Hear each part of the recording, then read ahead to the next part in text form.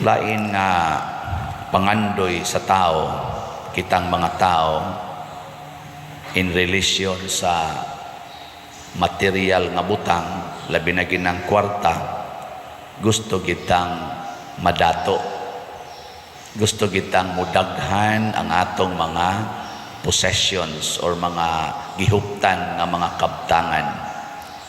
Gipangutan na imong tupad ina sa maroy pangandoy nimo mudaghan imong kwarta o mahurot.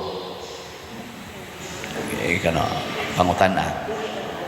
Way ang tao nga saktong pangisip, normal og pangisip, gusto kong mudaghan ay. Kung naalang yung kahigayunan nga mudaghan, gusto gyud ko. Muna ang Ginoo ni hatag og pamaagi aron mudaghan atong kwarta. Unsa may gibutang diri sa unang pagbasa, pinaagi ni San Pablo, ingon siya, ang nagtanom og jutay muani sad og jutay. Nya ang nagtanom og daghan ani sa daghan. Mao gyud na ako, commerce man ko, accounting, usa sa mga commerce, principle sa atong commerce or sa atong trading nga invest more and earn more. Invest little and earn little. Simple mathematics. Nakaron ang pangutana, unsay atong i-invest niya, asa nato i-invest, asa nato itanom, o unsa man say atong itanom. Gaya ka na ba? Aron ta madato. Apananom og lubi, hudta ng imong 50 ka hektarya, tamni naglubi. Masabi mo hitabo, daghan kayo kag kupras, daghan kay kag maani, madato dahin ka. That is our normal. Kanang imong pila ka hektarya diyang luna, tanomi naghumay, tanomi nagmais, tanomi nagutanon, ibaligya. Kanang imong kwarta i-invest na diha sa kanang kompanya nga na mga stocks na nindot kayong earning, mo daghan na. That is our normal principle. Si Kristo ni hatag og abnormal principle. Unsa man, ipanghatag aron mudaghan ang imong kwarta, madato ka basta magsigi kag panghatag. Unsa man, hay may inyong sundo na ni kadtong i-invest niya tiguma dayong ginansya o ang kang Kristo nga ipanghatag, sige yung panghatag, mag-anam gyud kag kadato basta magsigi kag panghatag. Hay may yung sundo na. Ay, klaro. Gibutang diri.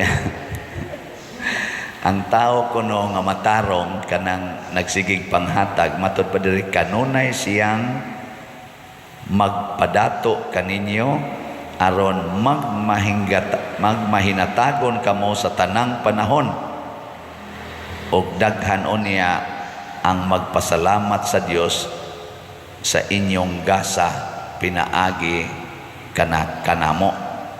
Si San Pablo ba ningon siya, sige gyud hatag kay inigsigi na tong hatag, sige sa tag kadato, padatuon tag mais Ginoo kada gid adlaw, madato gyud ka. Pasabot di gina mahubas ang sige nimong hatag. Pangita kuno mog dato nga mo spend o butang lang nato mga 100,000 pesos kada adlaw aron ipakaon sa mga tao na ana tingali pero ambot pila ka buok. Ana si Mother Teresa of Calcutta, sa kadaghanan ng iyang giatiman, gamay ra ng 100,000 nga worth sa pagkaon og tambal nga iyang ihatag sa mga giatiman nila tibuok kalibutan kada adlaw. Pero pila ray puhunan ana ni Mother Teresa, matud pas istorya, $2. pagbiya niya sa iyang congregation sa Our Lady of Loreto mantinga ito, gadara siya $2 aron mosugod sa iyang paghatag sa iyang serbisyo sa mga poorest of the poor.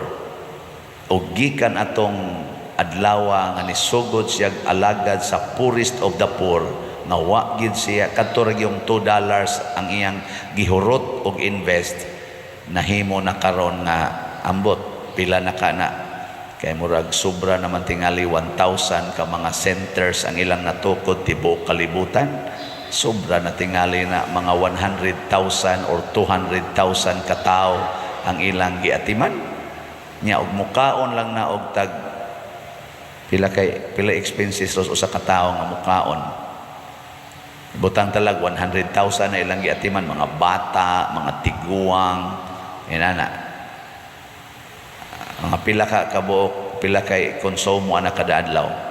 Paigo ka ang 50 pesos kada adlaw, kaon. Butang talang yun 100, ya 100,000 kabuok. Pila na na. Sige, multiply. Di man sa mukha mo multiply noon. Pila na na. Oy, unya napay tambal. Ang tambal pa di ay. Napay bayron noon sa suga sa ilang mga centers. O ana. Imagine na, kada adlaw wa man ay income kay sa pag-income anang na nag-ana diri ang laway, alsahonon paporting mga dauta. Nya dili pag ginaigo nga kanang naasod sa ilang centers ang ilang giatiman. Mangadto pag gina sila ang mga suok-suok, mga slums, tigumon at least once a week or once a month kanang mga rugby boys, kanang mga adik, ilan ang tigumon, nya ilan ang padua-duaon in one day, nya ilang tagaag pagkaon, tagaag ginagmayng katekesis, human buhian ra pod na nila. Suyo pa sa nangatog rugby, ilan na sa nang tigumon, hangtod nga pipila ato sa siging katekesis, mamiya dito sa ilang adik-adik ug mo alagad na diha sa ilang center. Wa gyapon ay kwenta-kwenta nya di pa naigo sa akong kasinatian, mangadto pag gina sila prisuhan kay at least once a month mag-feeding dito, manghatag anang spaghetti o kanang naang sandwich bread sa tanang mga piniriso nga ilang adtoon. Sa una dito sa Talisay City Jail na ang mga madre diha sa may suba, Despasil ba, maingon na pader, mag-feeding tami sa kuan pader sa prisuhan, iato lang namo kanang magmisa ka at kuyog mingat to ako dupa-dupa niya og naihatag kolekta ako rasang ibulsa, pero sila wa magdupa-dupa, gabit-bit sa mga kaldero perting dagkua aron ipanghatag sa mga inmates nga niabot og mga 600 to 700 kabuok. Imagine na ninyo. Murag ko mauwaw usahay kay ako hinoong siging dupa, siging kolekta, wag ko mag-feeding sa mga piniriso. Pero sila hinoon nga way kolektahay, dapay giatimang mga bata nga daghan kayo, napag yung mga ginikanan sa mga bata nga porting pobriha, mga ayo pagid nila, ila pagid tagan, makahatag pagid sila dito. Nganong nagsobra-sobra mang ilang kwarta o ang ilang bahandi, kay wa man sa problema, sige magyong hatag tanan. Hastagod mga lungon, astilan. Pangayo ka mo, hapit na mo mamatay, wa mo'y budget. Pagpa-reserve mo daag lungon sa may kuan. Ambot na pamantingin na karon dito mismo umawan, Father Pat Ornopia, kanang naaros mabolo, nga nag-atiman sa daanang murasag Mother Teresa ang batasan ba, sig atiman ana mga bata, mga orphanage, kana mga masakiton, santusonon sa kanas Father Pat Ornopia. Ana, oy, doon ay pobre kay dito sa bukid nga ang balay hapit na matumba des yuta. Pagkamatay sa ilang papa mating ito, wa may lungon, pangayuan bitang Father Pati to, gitagaan bitang ng lungon nga putaw ba, nga porting mahala. Kana bang inig ukab nimo maggilak-gilak diha, magsigig siga-siga. Bastang lain na lagi tanawon sud sa balay nga porting gamayab ang lungon murag murag panghaya ba sa cosmopolitan nga kuan ba. Ganang dagko nga mga lungon. Nakahatag sila anak. Ako kaduha sa ko gihatagan sa akong prison ministry, gitagaan sa ko sa mga madre og ganang tag tagtulo ka sako nga special nga bihon kanang panahos Disyembre. Naku, nung hatag man ka aniter, ina siya, sobra naman pader. Naku, sobra ni. Unya, tulo ka sako siya, ipanghatag lang na natos mga piniriso pader. Naku, unahon ko nighatag ako mga volunteers, akong ipanagaan. Oh. Awa mo to. Mauna. Mauna nga ningos Kristo madato mo. Kinsa man gyud ang tinuod nga dato kanang magsigig panghatag. Kay kanang pobre di gina manghatag. Asa may imong ihatag og wa ka. Tanawa ng mga tao nga nagsalig sa kwarta. Moingon ka, gae ko kwarta, wa. Wa. Di sa to pa, wa sila ikahatag. Pero dagko kay balay, dagko kayo mga negosyo, pero inigadto nimo, mga ikaw kwarta, tamparusod ang sibalik-balik, wa, way kwarta, way hatag. Anak di wa na hurot kay niyo man siyang wa. Na sila si Saint Francis, Saint Ignatius, sila si Saint Aloysius, kaning Luis Gonzaga o uban pang mga santos nga porting mga anak yung mga banggiitang dato o gamhanan sa katilingban atong ilang panahon, namiya gid sila. Mao sa to ilang investment kay pinaagi ilang pagbiya og nagpuyo nga makililimos, magpakilimos aron ihatag sila mga tao.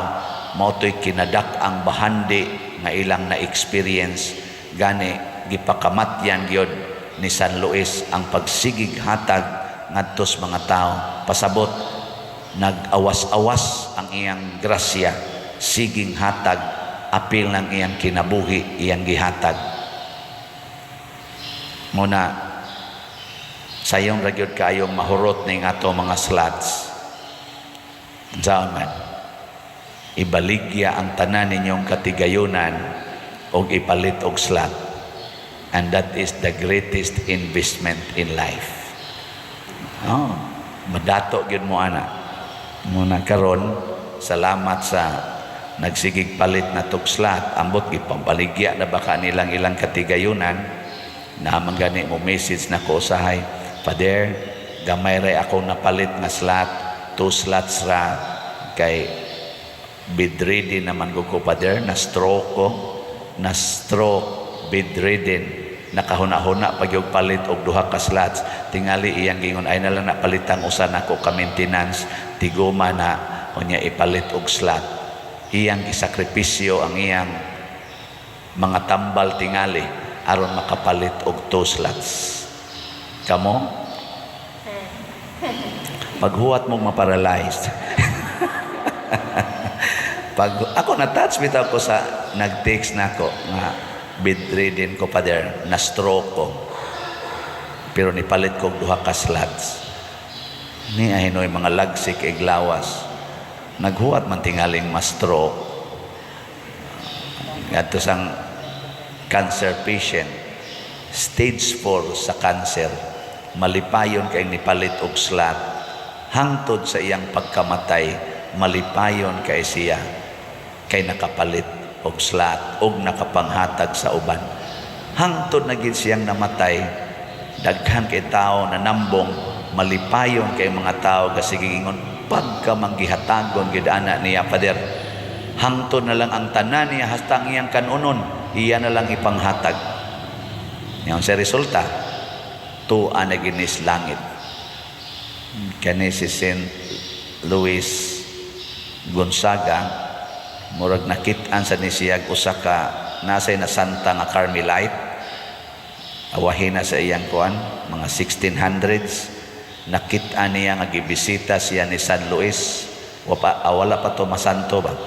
Siya ni testimonya nga niabot ko no nga nagsidlak ang lawas, purtig yung sigahas iyang lawas, kay tuwa na siya sa langit. Purting datua kay tuas langit. Moto'y bahandi, gusto tang madato, hala, i-invest dihas Ginoo ang imong bahandi. Di yun ka makabsan. Kanabitang mo komedya ko ninyo, 1984, second year college ko, taliwa sa tumang kakabos, nisugod ko pagpanghatag pinaagi sa pag-organize og mga batanon dito sa among lugar sa Kahugan Youth Organization. Among ihatag piso-piso. Ako gay number 1 nga siging hatag tanang activities kinahanglag kwarta, ako'y mangitag kwarta bisag pobre kayo mi. Sugod ato nako nga sige nakog hatag piso-piso kay tag piso man ang among buwan adto nga sinking pan murag membership fee ba. Wa gyud mahurot ang akong kwarta sugod ato. Wa mahurot. Ni graduate na noon kog college, katrabaho pa jud kog bangko. Wa na, di na piso-piso akong ihatag. Pila naman? Gatos-gatos na. Dili na piso, gatos-gatos, o ni-increase. Sige lang yapong hatag. Nya, nahurot. Wow, nahimo kong pare. Sawa pa ko ma-assign diri. Dili na gatos-gatos akong ihatag. Tausan-tausan na. Ano, di man mumuto. Tausan-tausan na. Nya, sige lang yapong hatag. Na-assign ko dire. O tanawa karon, di ba? Milyon-milyon na. Amot lagong sa pesunodan eh. Ang pasabot na ko ba? Di yun mahurot. Sige lang yung hatag. Ingka, di man gud na imo pa der sa mga tao mana. Bitaw, anaw lang nato pagsulti, pero sa tinud-anay, kung wapagi hatag sa Ginoo kining maong bahandi, kinsagong tawhana gikas Amerika nga wa kakita nato, Australia, European countries, and practically the entire world nga dunay mga Cebuano speaking ng hatag na rin nato. Kinsagong mo hatag na?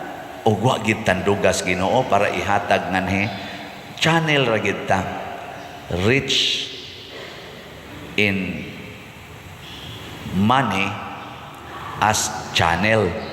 Mo nay tinuod nga dato sa matas Ginoo kanabang dato katungod kay agianan ka sa dagkong bahandi padulong sa simbahan.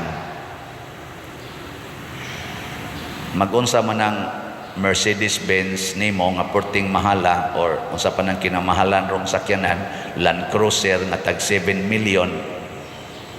Unya way dagan-dagan. Di nimo padaganon kay mahal kayo. Ang imong gisigihag sakay katong imong multicab, mo ti mudahan nimo bisan asa ka kay ayaw ng Land Cruiser kay madaot unya ng ligid ana mahugaw na karilang multicab. Hay man roy mas dato or mas daghag ihatag nga nimo nga serbisyo kadtong mahalon o kining multicab. Ang multicab nga asa man ka ganahan nga magsigig sakay sa multicab kay kadto mangingking man ka, di ba? Parihal sa nas mga dato nga dagko kay balay, purtig yung datua, bilyonaryo, pero magkinto ta, di ta kapangayo bisag 1 centavo, magkinto ta. Mas maayo pa rin di aglakaw dan nga sige laglakaw nya adto nimo tagaan ni kag kanon, tagaan kag bisag lag tag 2 pesos, bisag tag 200, tag 100, mas malipay pataana. Ay daghang maglinya dinhi sa ato mga mangayo labi na inig adlawng Domingo nya may ngano magsige magbalik-balik ay may manggo diri pa dir makakuha kita ba nako unya ginagmay ra ba ni akong hihatag ay okay ra ni padre basta ginagmay 5 kilo rice paka pinag 200 nga kwarta ana ginagmay nga hatag ba sige ato atong dagko kayong balay di ba iro ra mo paghot nimo dito nya inigtan-aw nimo anang klasiyas balay mingon ka pobre kay na diya wa na inahot wa tay makuha diya nato ba pobre ang dato di ay kana diyang agianan sa grasyas Ginoo padong sa katilingban ug kinsa tong mosunod ana sa mas mga santos natong gipasidunggan makatagamtam og bahandi nga dili mahurot magsige ra ginag-agas siging agas hangtod muawas-awas sa kalipay ang katawhan. Ato nang ipangandoy sa atong mga leaders nga mahimo untang agianan sa grasya ngadto sa mga katawhan nga nag-ilaid sa kalisod, dili kay pangwartahon hinuon ang mga taong nagkalisod-lisod. Nay ubang mga tao karon ipa 5-6 pa gyud, sorry ha mga nagpa 5-6, ang kalisod sa mga maestra, ang kalisod sa mga government kana mga job order workers, gipangwarta pagyod aning mga mapahimuslanon. Naputos na intaos utang ang ubang mga empleyado, nagtrabaho anang mga ginagmayng kompanya, nangaputos sa utang tungod anang gipangwarta ang ilang kalisod. Luoy kaayo, hasta pa ang na-admit sa ospital, pangwartahon pagyod, pautangon pero tungtungan og daghan kayong dakong interest, hangtod birahon na ang yuta, birahon na ang balay, birahon ang mga sakyanan, hibulbulan in town ang mga kabos para magpadato nila. Iampo nato nga muhunong na sila ana kay dako ang ilang punishment nga madawat gikas langit. Naot pa unta no? Manindog na ta mga buutan.